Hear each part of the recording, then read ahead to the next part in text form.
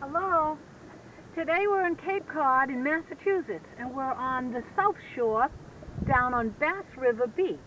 And it's a gorgeous little beach, and it was about 1.25 miles, and we walked from one end down to Thatcher's Park Beach down the other end, and in the middle is Parker River Beach.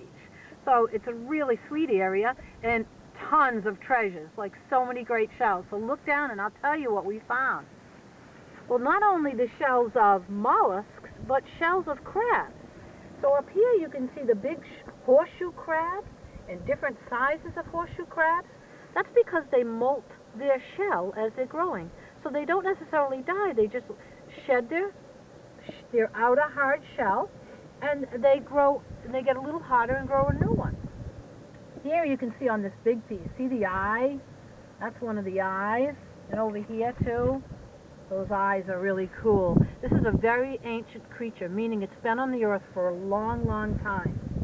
Over here we have some more crabs, and these are called rock crabs.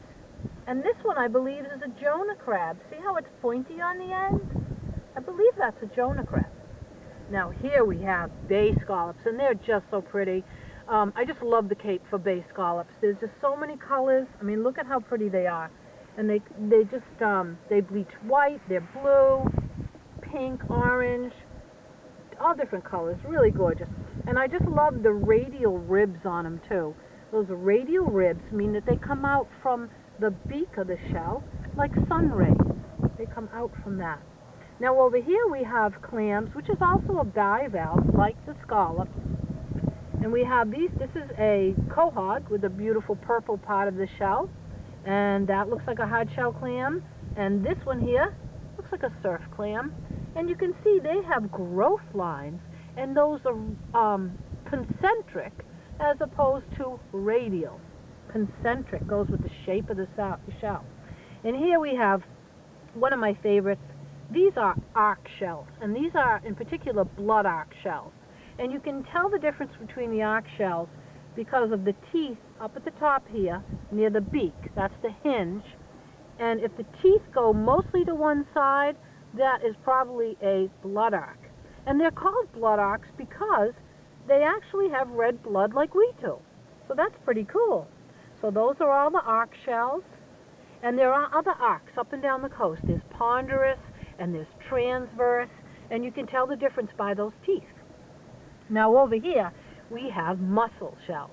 These are also bivalves, and we have a lot of ribbed mussels. Now that's probably because they're coming out the Bass River from the salt marsh, because they prefer to be in the salt marsh instead of the open ocean. So the ones with these ribs, see, they have both radial and concentric ribs. These here are from the salt marsh, ribbed mussels. This little one here, that's a blue mussel, little blue mussel. And these ones here are horse mussels. They have more of a rounded beak. Horse mussel. Okay, so horse mussel, rib mussel, blue mussel. And then we have beautiful oysters. Okay, got some nice oysters. You can see here there's a younger one sticking to the outside of that shell. A lot like the slipper shells. They tend to attach to each other. So there's a beautiful oyster shells. And then over here we have the jingle shells. And look at all the colors. Orange, yellow, black, blue. And they get their name from the sound they make when you shake them together. You can see here on this little clump of seaweed, we've got jingle shells and slipper shells attached together. Here's your slipper shells. These are the regular common slippers, and those are the little flat slipper shells. Okay? And now over here we've got some more snails. So those were bivalves, but these are snails, and these two are snails. Now I'm really excited about this because I just love finding knobbed whelks. There's just a piece of one, but you see it has knobs around the top edge. And then this one is a piece of channeled whelk. Now, I only have one channeled whelk, one big one in my collection. I found a couple little ones at Watch Hill in Rhode Island, but you don't always find those. But I can show you in my book, that is a big knobbed whelk that I have in my collection that I painted, and this is a channeled whelk. And that is the biggest channeled whelk I've ever found. It's bigger than my hand. They're really beautiful snails. And you can see, so there's those are broken pieces. Oh, and this is really cool too. This is the operculum of the whelks. So, in the opening of the shell, they have a little trap door, like the moon snail, and they can close it off. So this, because this is so big, I know that there's big whelks out there.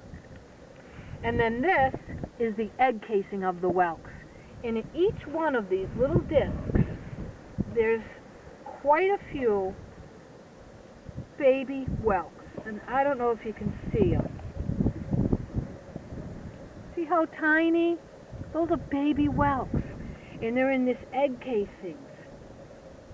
And then back here, you can see there's a ribbed mussel attached to some grasses still. And then this has got to be the find of the day. I don't know what this is. The wonderful thing about beachcombing or exploring is you don't always know what you're going to find. But I think it's a little skull of a pufferfish. That's my guess. We'll find out. But it's really neat, so I'm going to hold on to that one. Otherwise, I'll leave these shells here. They're just beautiful, and there's tons of shells on the beach, and it's a great day in March. I just love beachcombing in winter, or spring, if you want to call it. Almost there. All right, bye for now. Till our next beachcombing adventure.